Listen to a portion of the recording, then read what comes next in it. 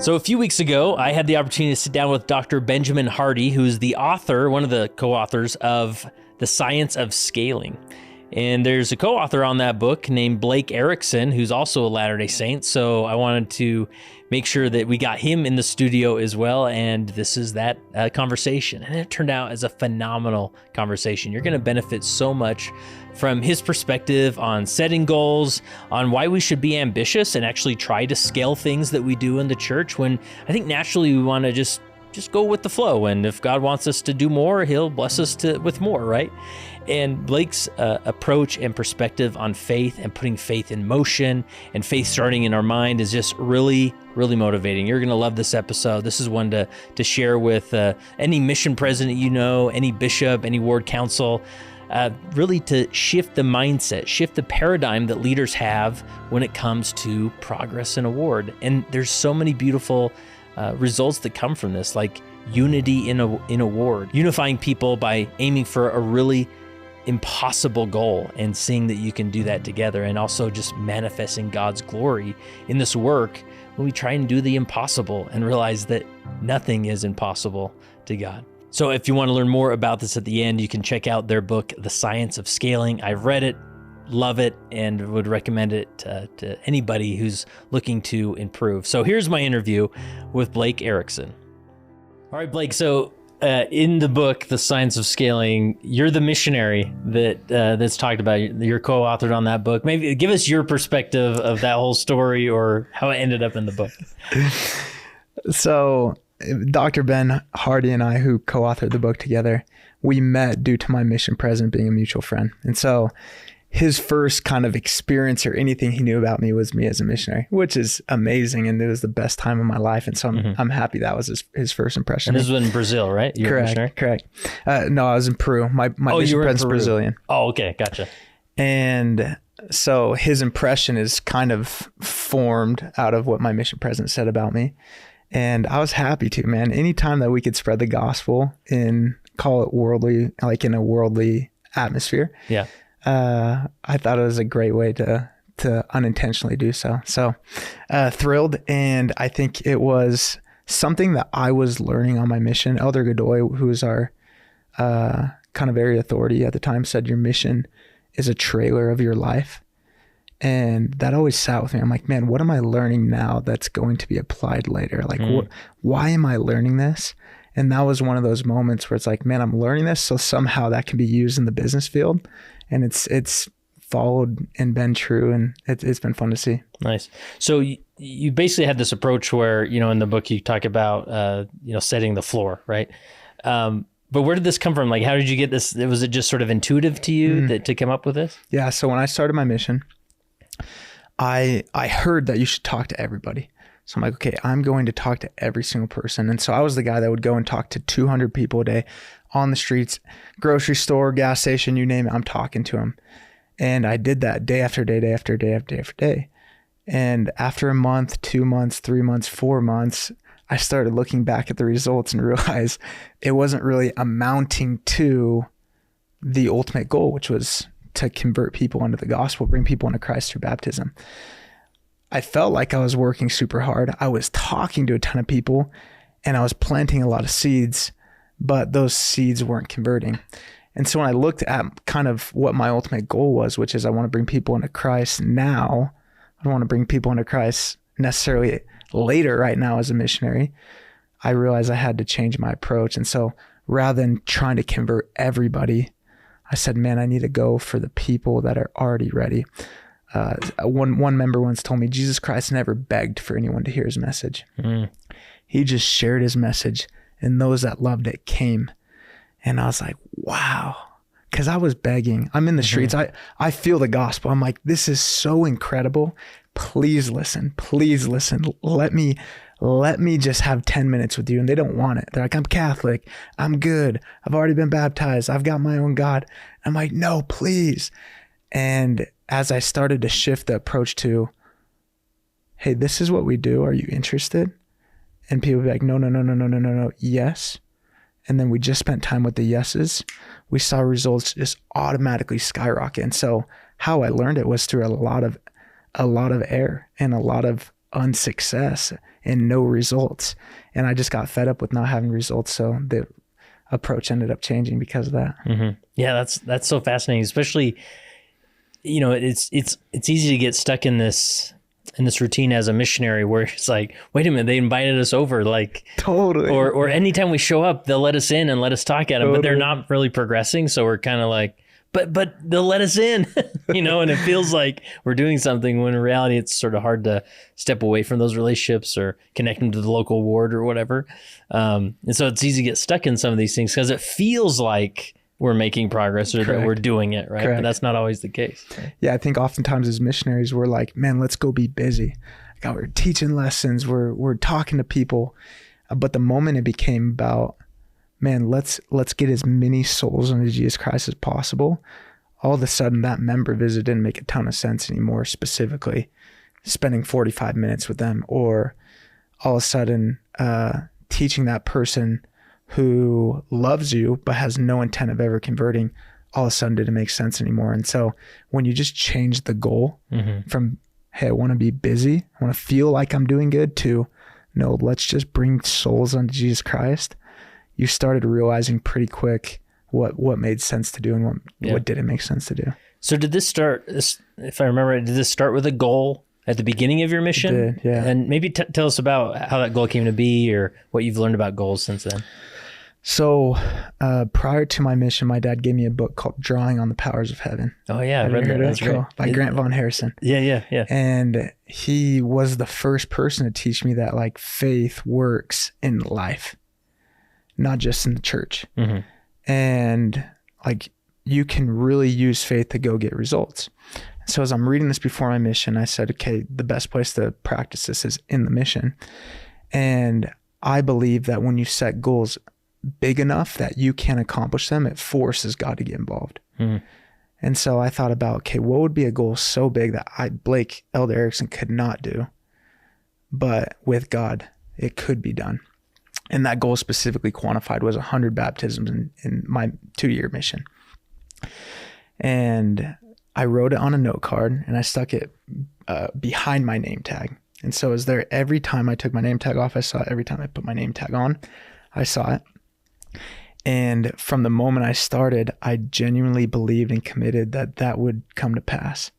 And my faith was very, very convinced that it would be true. And 8 months into my mission, this is kind of what the book alludes to, we had baptized probably 3 or 4 people. And we have 14 months left in our mission. It's like, the math doesn't work out, right? How are you getting 96 in the next 14 months? So that's kind of where the goal started from. And the trial of faith definitely prevailed. And I did not receive the result until after the witness of it. So you narrow it down to sort of these key indicators that you're going to look for as you're talking with people. And I appreciate this part of it, that you're not going to be the missionary that begs anymore, right?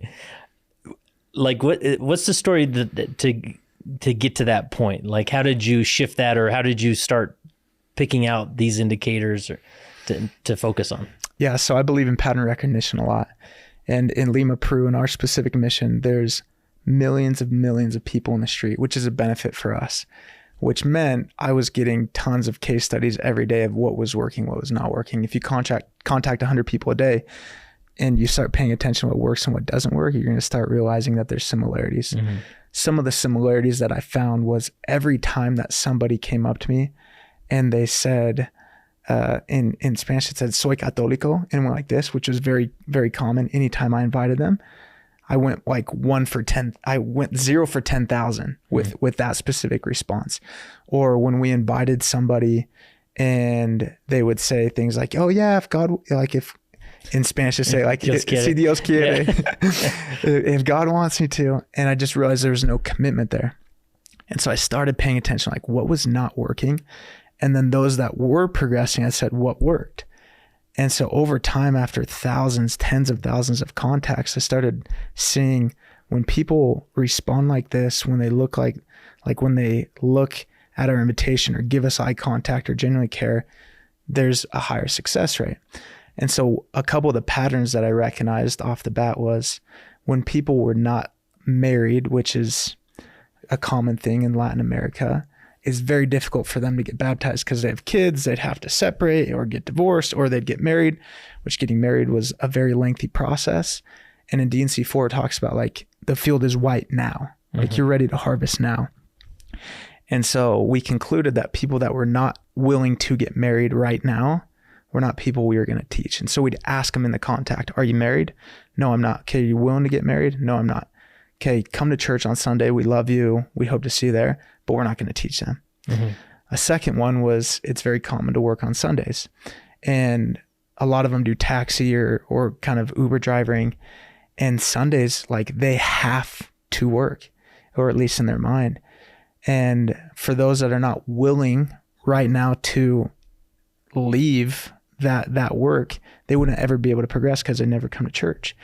And so if someone wasn't willing to come to church every Sunday, or at least permit the time to do so, we wouldn't teach them. And then lastly was just, are they willing? Because there were so many people in the streets, and I believe that our calling was to gather the elect. We just had to find the elect. We had to sift through everybody to find them. I just asked them, okay, hey, so you're willing to come to church. You're either single or you're already married, so you pass the 2 filters. Lastly, do you want this message of Christ? Do you want to feel the peace and happiness of repentance? You want to feel how you can unify your family more? If they said yes, then we'd move forward with the lesson. But oftentimes in Latin America, they would just kind of tell you what they'd want to hear. You'd want to hear. So you'd also have to like press deeper. Like, are you sure you want this? Just to make sure that anytime we were stepping in someone's home, the idea was we were stepping in someone's home with someone that was elect and at least prepared from what we could perceive up to this point. Yeah. Were there any indicators you look for after you maybe had that first visit, or that knew they weren't progressing? Or? One of them was for us was just simply the invitation to be baptized. We felt that once again, there's so many people and so many people that are ready, specifically in Latin America. We felt if they accepted the invitation to be baptized and were truly committed to coming to church, those 2 commitments told us a ton. And if they did come to church, if they accepted to be baptized and they did come to church, the probability of them making it to the end result of baptism and confirmation, at least as missionaries, and then helping them endure to the end, was significantly higher. So those are the 2 commitments that we were pushing in the first lesson to really stress this. Okay, are you ready? Yeah. Were there, I'm sure there were instances where you've had 1 or 2 visits and it's like, oh, I mean, they've met the indicators up to this point. Yeah. How did you communicate that to that family or that person that this wouldn't be happening anymore, or what happened? We always told them we love you so much, and every Sunday we would love to see you at church, and please come if you really like this. We'll like revisit you after you keep going to church and show your commitment. And so we always left it with an invitation, and majority of the time they wouldn't do it, but there were some occasions where they just started coming to church every single week. And it's like, great, we know you're committed. Let's revisit here after they've shown that commitment. Yeah, it's really good. So let me step back a little bit about the general principles and concepts and the science of scaling, because like I loved my conversation with Dr. Benjamin Hardy. He just so much knowledge there, so much perspective. Obviously, you wrote this book. It's not a religious book, right? Correct. It's a business book, and for a secular book, which is great. And a lot of businesses who want to scale are finding success with it. I like, and this is what intrigues about Leading Saints, I like to bring that research into Leading Saints, not because it's a perfect fit or bring it into the church dynamic. I'm just saying, let's just see what we can learn here. Are there eternal principles here that we can apply? Now, it was interesting to see some of the comments on that video with Dr. Hardy, where, especially hearing your story, they're thinking, no, there's this feeling of, are we supposed to scale a religion here? Like, that seems like icky. Or are we just supposed to be super present with everybody and just walk around and hand out flowers and just like, Jesus loves you. But, and in my brain, I'm thinking, okay, so, Blake could have gotten to the end of his mission with 5 baptisms, right? And it's obviously that's a number. However, it represents people. But he got, what was 100 and something, right? Yeah, 118. 118. Like those are souls that are in a covenant relationship with God, right? And so I'm curious your perspective, Because some people will say, well, leading in the church or being in the church isn't like business. When I think, well, I kind of feel like church should be a little bit more like business, and business should be a little bit more like church. Like there's something worth exploring here. So what comes to mind when it comes to like these principles of scaling in the church? Like, should we really do that, Blake? I've got a lot of thoughts on this. First and foremost, Dr. Hardy and I's ultimate goal in life is to scale the church. And so that's kind of where we're coming from. And those that feel contrary to that, I recognize, I hear them, and I love them, and I see where they're coming from. My belief is even one more person that comes into the gospel, imagine what that does to their friends, their children, their children's children, so on and so forth, the entire lineage. That impact is so exponential for me. And so if I know that if I was just more productive as a missionary, that I could affect so many more lineages, and they could experience the gospel, the peace and happiness from it, that just makes a lot more logical sense than just make sure everybody feels good. And so I just believe in the gospel so much that because we are the true gospel, because we are the true church on the earth, that every single person should have the opportunity to accept that, but specifically at least the ones that are ready. God has told us that there are ones ready, and if we don't be effective enough, we won't be able to get to them. And so my response to that is, why, if you've tasted of the fruit, why not scale it? If you've experienced repentance, why not go try to get everybody to do that? And the best way to do that is by quantifying it. Like, my personal belief is the Church of Jesus Christ of Latter-day Saints should have 1 billion members, because we're the true church on earth, or more. And that's what I believe the scale of this is, or more, because of the truthfulness that we have and the effects that it brings in people's life. And so I guess I've just experienced so much of the gospel personally, where selfishly I just want other people to experience that, and the only way to do that is through scaling it. Yeah. And putting it back into like a business context, like, we have a product worth sharing. Like, it is 100%. Remarkable. It's a perfect product. Yeah, it is.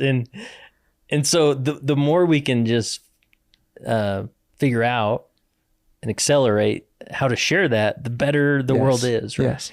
Let me add one thing on that. One of the biggest things I learned on my mission is, and I've continued to see it every day in my life, is the gospel solves all things. You're not happy, the gospel is the answer. You feel guilt, the gospel is the answer. You need help in your marriage, the gospel is the answer. You want better family unity, you want more success, there are answers to all of it. And that is why it's the best product, and that is why everybody needs to experience it, because it helps everyone no matter where they're currently at. Yeah. And that doesn't exist out there. It's powerful. Anything else that comes to mind in the, because I appreciate so much the mission experience. It's sort of this crucible where, like, for those 2 years, it's your focus, and you can really, you have one mission essentially, right? Anything else about your mission where some of these principles fed in, or you found success there? One of the things that I would share specifically on that idea of faith, Joe Smith taught that faith is a mental exercise. And maybe this is more shifting to like whatever you're doing in your life right now, if it's school, if it's career, for you that's listening, I've seen in my life that faith just works. And when applied, it brings amazing results. And what I believe that is truly committing to a goal, bringing God in that goal, making sacrifices to that goal, being obedient to God's commandments, showing him that you're worthy of it, and praying and fasting towards that one end. I've seen that so many times in my life, and this started in my mission, where I think we underutilize this amazing tool that we have. And I'd encourage everybody to experience more faith in their life and stop leaving it out the door or only using it on Sundays, and go bring it to your work, go bring it to your career, go bring it to your relationships, go bring it to your greatest, deepest wants, because I promise it works. And God wants to see your faith in all aspects of life. So what would you say to someone who's like, well, I mean, I do the scripture study thing. I'm praying. I'm going to church. Like, how can I really manifest faith in my life? Like, what else does that look like? Yeah. So I'd say number one, what do you want? Like, what are you asking God for? Sometimes we have wants, but we've never told God those wants. And I think God can give you what you don't desire. In the scriptures, it talks about, Alma 29:4 says, God will grant you according to your desires. And all of us have desires, but I'd say a majority of us don't express them to God. Say, God, this is what we want. So that's first step. Figure out what you desire, express it to God. And if it's righteous and you're obedient, he'll grant them to you. So that's step one. And then step two, how much time, thought are you allocating towards that thing? And it's not just, if I read my scriptures and my prayers, God's going to bless me with my desire. It's, okay, how much faith am I exercising? Do I believe in my head that this can be done? Am I exercising faith that, let's say you want to get married, which is very common for YSA people. Like, it's one of their greatest desires. And every time in your head, you think, I'm not good enough. When this idea of marriage comes up, or I'm never going to get married. How can God grant you that desire if you don't have faith first? And so you could be praying and reading, but you're not exercising faith up here. Joe Smith said faith is mental exercise. And so you have to change your thoughts. You have to change your beliefs that, no, you are worthy. You are someone that can be married, and God can grant you this. And so you could be doing the doing, but if you're not doing the doing up here in your mind, you're working against God. And so there has to be synchronicity with that. And then every time you pray, every time you fast, every time you read scriptures, read with that end in mind of that desire. And you're going to receive revelation and learnings and blessings towards that end, because God now knows what your desire is. Yeah, that's really helpful. And I think sometimes it's natural for, we get in this mode of where it's like, well, I mean, there's some things I want, but I don't necessarily need them. And this is where setting the floor comes in, where it's like, as long as my kids are healthy, we got food on the table, like, I'm good, but there's something about ambition that really turns us into new creatures, right? Because it orients us towards a task that feels impossible. And it's on that journey of the task where God can really mold us, right? So, I mean, what would you say to someone who's like, I mean, I'm good. Like, I don't need, why do I need these impossible goals, My belief is that goals are meant to develop and stretch you.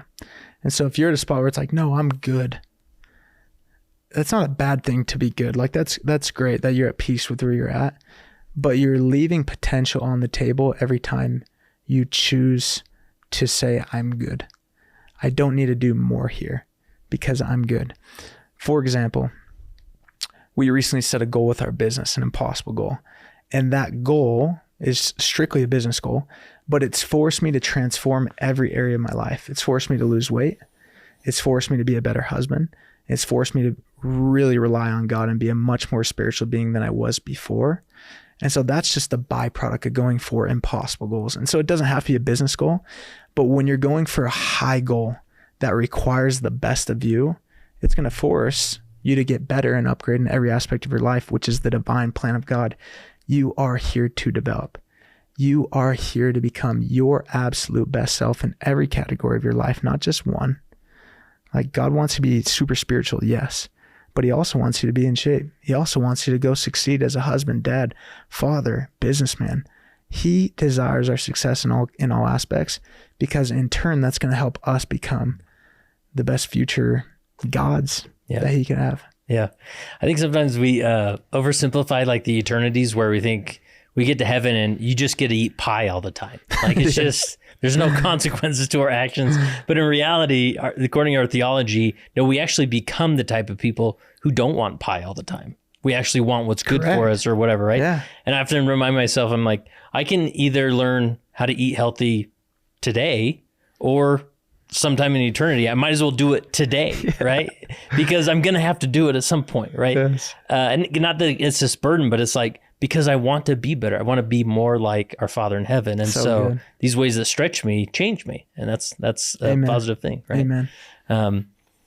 Tell me about, Elder Erickson comes home and you're out of that context of like your one mission. Like, what does that look like now in your church service and obviously in your career and things? But I'm more interested in maybe being a Latter-day Saint, or how you show up to church, or how you do the things with these principles outside of the mission. I love it. I'm incredibly imperfect, and I have so much to work on. Today I'm an early morning seminary teacher, which is this cool pilot program that's happening in Mapleton, where I live. And the byproduct of that calling has increased the spirituality and the spirit of my life significantly. And I have 2 kids, one on the way, amazing wife. And it's constantly navigating, how do we do family home evening, family prayer, go to church, do ministering, do the calling, all while building a business, raising 2 kids. And so what it looks for me today as a Latter-day Saint is probably the same as everybody else. How the heck do I juggle all of this, and imperfectly just striving to do so? Whether it's a 7-minute family home evening that we throw together last second, or a tired family prayer, we do it, and we strive to do it. Probably not the absolute best that we can, but we just keep fighting, and we keep going through all the things in life. So that's my best answer for you. That's awesome. What would you say to, I'm just trying to think of, the mission experience that a lot of us can relate to because we've lived it and experienced that, and the baptisms and all that. I'm curious, like, what would you say to maybe an elders quorum president who's like, I just want to, we don't track ministering visits anymore, but obviously there's ministering interviews, and so sometimes we get hyper focused on the ministering interviews as a elders quorum presidency, and maybe we're doing those, but it's like, well, I mean, how do I improve elders quorum? Because there's not like a clear indicator like baptisms. Like we can point at the number and say, this is what we did. Like how would you respond to that? It is really interesting. Every calling obviously has their own specific roles in the church and their own specific functions. And specifically with elders quorum, I would identify what is the biggest domino that if we hit over, it would be a success. I'm not sure exactly what that might look like, but I think oftentimes we plug into a system as an elders quorum president. We just say, man, let's just hit the check marks. Let's just go through the motions, probably just do whatever the last elders quorum president did and whatever the next elders quorum president's going to do. And my invitation to you is like, how could you do it in a way that no one else has ever done it before? How could you impact the individuals one by one in a way that no one else has ever done before? And the ultimate principle is, how can you transform this entire group? Whether it's the culture of the group or your brotherhood, whether it's that you all serve in such a more frequent and deep way the other members in your ward, or whether you serve each other. And so I would almost treat it, because I like business, I'd treat it as a business. I'd say, okay, this elders quorum is my business, and I'm over these people. How can I get each and every one of them bought into the higher mission, which is the gospel of Jesus Christ? And everything that I do, every interaction, every plan is towards that end. I think you're going to go succeed. And don't be afraid to go do it in a way that no one else has done it before. Yeah. And that's what I appreciate about the book. It wasn't so much that it contained all the answers. It was more of like, it had some methods of how to sort of rewire your thinking as you approach whatever goal it is or whatever task you're doing, so that you can actually like focus on what you're trying to do, or really see what the goal is, right? So that's like a great exercise that, elders quorum presidency, just thinking, if we were to do this like nobody else, like what would that look like? Not because, that suddenly the magic will come out of that answer, but it gets you thinking differently rather than, correct. Well, isn't this what we're supposed to do? Right. Correct. So yes, I love that. It's powerful. Anything else as far as like setting goals in a ward setting, or just getting the ward rallied around a goal, right? Because again, in the mission, it's like obvious that we are bringing people into Christ, but in a ward, you got the family history, coordinator who's like, let's just do family history. And then you got the ward mission leader who wants to do missionary work. And it's sort of like, and naturally the bishop says, well, let's just do all of it. You know, can't we do all of it? We've got a lot of people here, right? But then we kind of trying to do everything. And so we're doing nothing. What comes to mind? Yeah, I like it. One of the things I like about the church is the organization's so good, but everybody has their own functions. So I think of the nursery teacher. I'm okay, how does like the nursery teacher go maximize this? How does the Sunday school teacher go do the same? Young men's, young women's. And I think the best invitation would be, because the church is optimizing for so many things, family history, go to the temple, Aaronic priesthood, Melchizedek priesthood, so on and so forth. We can name all of them. It's hard probably for the entire ward to rally. If a bishop could get the entire ward focused on one thing, I think that'd be unbelievable for the ward, because when you focus on one thing, you can really all rally towards that one thing. But if you're listening to this and you're not a bishop and you're a Sunday school teacher, I would invite you to consider what would be the one goal that would move the needle the most for my Sunday school class. Like, what is the one thing? If I think about the people that I get to serve in early morning seminary, I would think the number one goal every time I go to that class is, how can I get them to have an intimate relationship with Jesus Christ? Because I believe if that happens, they repent. I believe if that happens, they go on a mission. I believe if that happens, they stay in the gospel. I believe, you know what I mean? Mm-hmm. Like that's the end goal. And so that shapes the lesson, that shapes the invitations, that shapes the prompts, that shapes the way that I communicate and interact. And so goals must be there. They must exist and they must be clear. Identify what is that one thing, the big domino, that will shape everything that you do and ultimately will create the biggest change in that organization. Yeah. And that's the tricky thing that you talk a lot about this book, where doing, you know, succeeding at your goal by doing less, right? Because there's so many, the world we live in, there's so many demands and distractions and things. Maybe teach us more about that principle. Like, how do we really focus in? Because you talked about, if I'm really serious about this goal, there's a lot of things I've got to stop doing. Yes.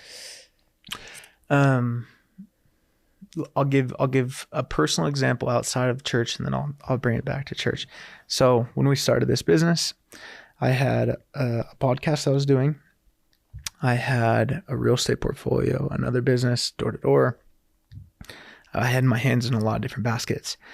And if I really want to go make the biggest impact, I knew I'd had to put all my time, talents, energy into that one thing. And so that allowed me to what we call raise your floor. And I got rid of everything that wasn't what our business is, which is scaling.com. Because we believe when you optimize for multiple things, like if you have diluted focus, you're going to get diluted results. Mm-hmm.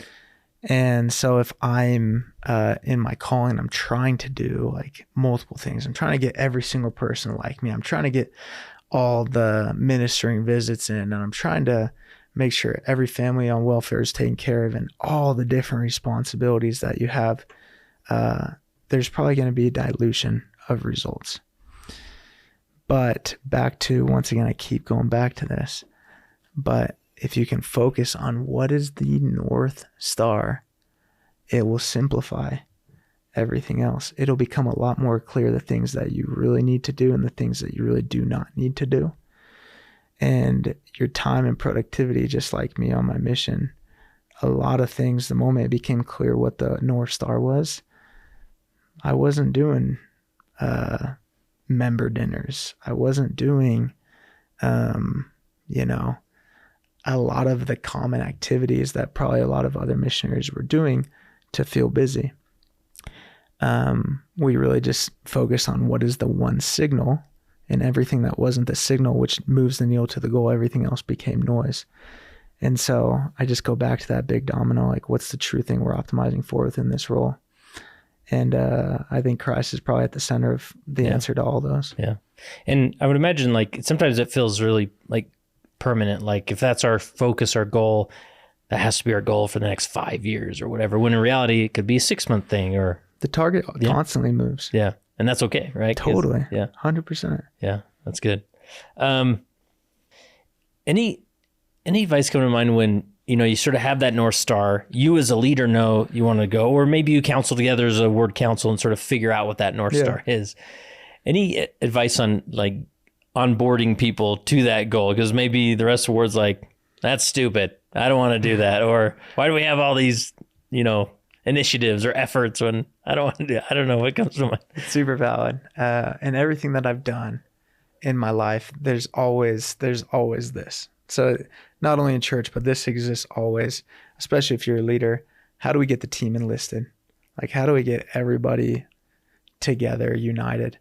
And number one, it starts with telling them the why. Oftentimes leaders, the mistake we make is, here's the vision, go do it. And if you're a normal person, you're like, but why are we doing this? And so start with why. Hey, here's the vision. Here's why we're going to do it. Here's the impact it's going to have. These are the results we're going to have from it. And by doing this, X, Y, and Z is going to happen. So teach everybody the why and get them converted. Get them converted. Secondly, lead from the front. Do not push from behind. There's two forms of leadership. There's the George Washington approach, which is you're on the front lines, leading the charge, leading by example.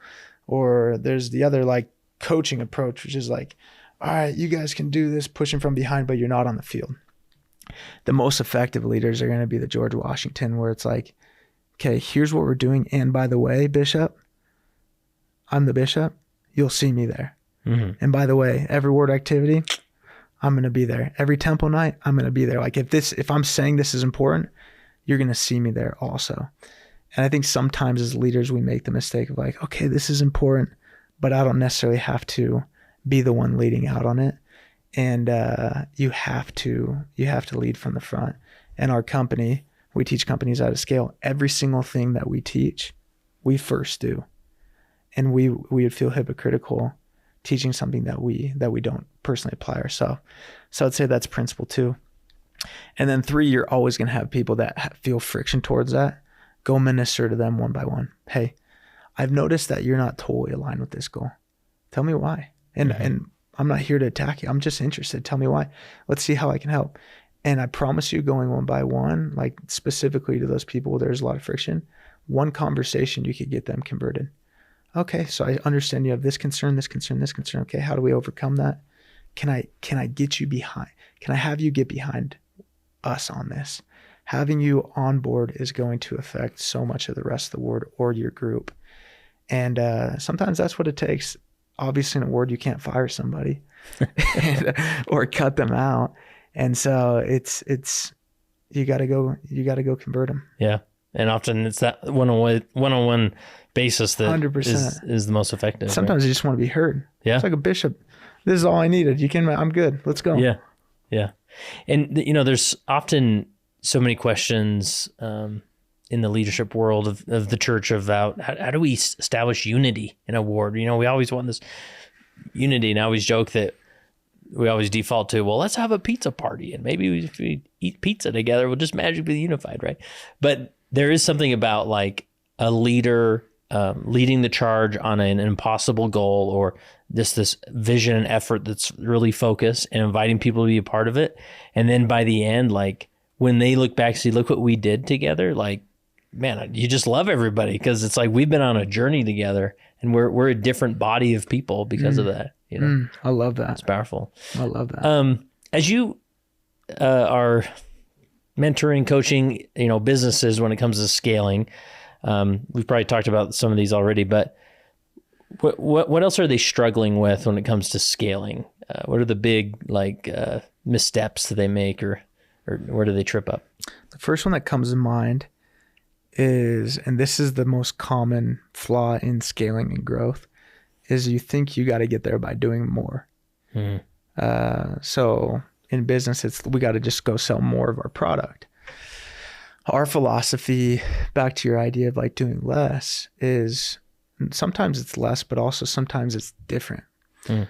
And so if you want to go like increase your wards, church attendance or attention or whatever it is, you probably think, oh, we got to go do more visits. I'm interested in like, what's a bigger way to impact at a deeper level without necessarily having to do more?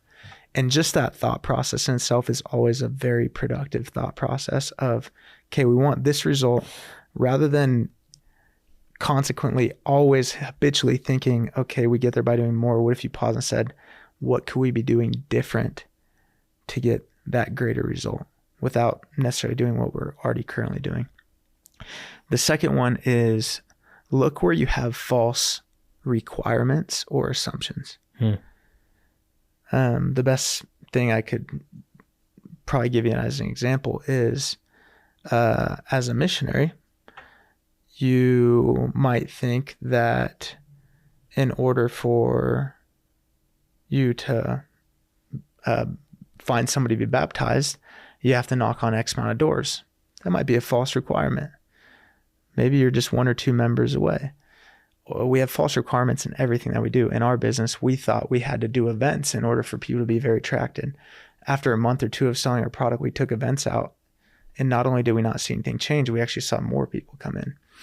And so in everything we do, there's like false requirements that probably either existed a long time in the past, and we just thought must happen. And it's worth looking. It's like, hey, what are we doing that probably doesn't actually need to be here? And then lastly, we're all one person away from a massive change. We underestimate, specifically in scaling, the power of one. Like every one of us is just one person away from taking a massive leap in whatever we're doing, whether it's a leader that comes in and just changes the elders quorum, or it could be a bishop that comes in and just changes the whole dynamic of the ward, or it could be one youth, man. I've seen so many times in my life that one youth changes the entire deacons quorum, teachers quorum. I had so many people when I was in my ward growing up that I looked up to, and they absolutely altered my church experience because they'd come and they'd say what's up to me, or I'd see them at school and I saw that they were doing good in their life. So it's like, man, he's cool. So I'm going to go follow suit, and I'm going to go be good.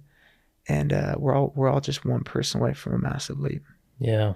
And I'm just thinking like and I guess the broader principle I'm going to is like you talk about these requirements, like past requirements that maybe are holding us back. I'm framing that in the concept of like culture, the culture of our ward that's maybe holding us back. We don't even realize until we step back and start thinking about it. And there's a culture in, generally speaking in the church where it's like, if I'm not the bishop, I shouldn't step forward. Or, if I don't have the authority, the keys, not my role, bishop, I'm here if you need me, right? And so like a powerful thing a leader who does have the authority can do is enable everybody to say, we're in this together. Like what revelation are you receiving for the ward that I can confirm and we can run with, right? Because there are those people that, and it's almost a poison, you can get cynical, right? You sit in the back of the room like, this guy, if I was in charge, I'd do this, or, I've seen people do it better, but if we can actually say, well, maybe I can step in and let's figure this out. It's that one person, right? That sometimes, unfortunately, we wait for that one person to luckily get called as the bishop so that then we can go, but we can't wait for them to be put in a position of leadership, right?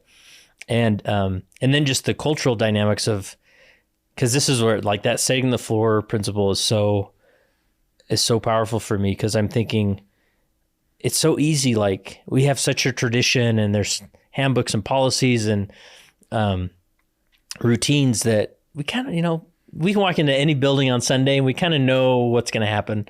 We know when they're going to talk about the announcements, when they're going to pass the sacrament, right? And of course, a lot of that's outlined in the handbook, but it's like, if we, like if this is really our goal, like how would Sunday service look different, right? What would our homes look like different, right? And then this is such a stimulant for revelation, as you're like, oh yeah, that's interesting, right? What would that look like? I interviewed Bishop Pope in Southside Chicago, the most baptizing ward in the United States, cool. Right? And just hearing about his experience, and he says, what I realized is that we have to get used to clapping in sacrament meeting if we're going to baptize a lot of people, right? We can't naturally orient them to this culture of like, hey, by the way, we don't clap in church. You just have to roll with it for a while, because he's having so many people come in, they don't know not to clap, so they clap, right? And so and this is an argument for or against applause during sacrament meeting, but I'm just saying, like, that is a cultural requirement that he has to be like, I'm okay with it. Yeah. What if we violate that cultural norm, right?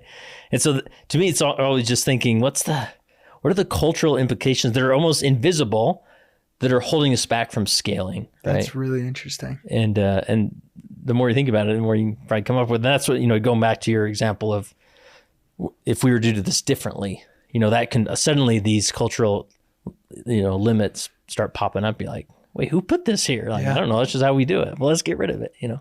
On that same vein, we talk a lot about time often in psychology, where most people think their past drives the present, when in reality, the future actually drives the present. Mm-hmm. And if you're stuck in the past, you're always going to be stagnant.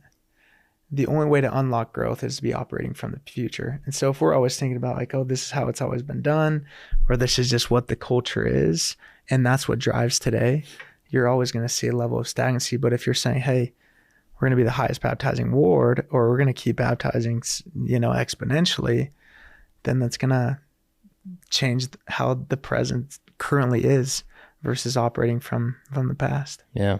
Yeah, that's a powerful concept, and the problem is that there's such a gravitational pull towards the past, right? Totally, always. And you really have to be intentional to look towards the future of what we can become, right? Totally. And I mean, to me, that we're suddenly at the core of the gospel, of our theology, of the cosmos, right? This is exactly what God is trying to have us do, where He almost like gathers us in the temple and being like, great, forget about the past. Let's look forward. Like, look what I am endowing you to become, right? And it really can shift our paradigm. I love that. It's powerful. Any other point, principle, concept? I mean, there's a lot of directions to go, but anything stand out? One of the things I'd say is the church's unbelievable principles, and those should be followed. And I'm thinking of like, man, is it in the rule book that we can't clap? Is it in the, maybe it is, I don't know. I think it is. But and so I love saying, hey, let's go be as obedient as we absolutely can to all the principles. And are there things out there that, where the opportunity cost is greater? So for example, would it be greater to tell all those new recent converts that's like, dude, you can't clap? Or would it be better to like let them in so that I might be teaching. It's all right. We can edit later. I cut that out. I don't want to teach anything in contradiction. You're but right. Essentially, my point is like, it's interesting. How many times are we doing things where it's like, dude, the reward is so much better than the cost of saying, hey, don't clap. Yeah. Cut that out. Sorry.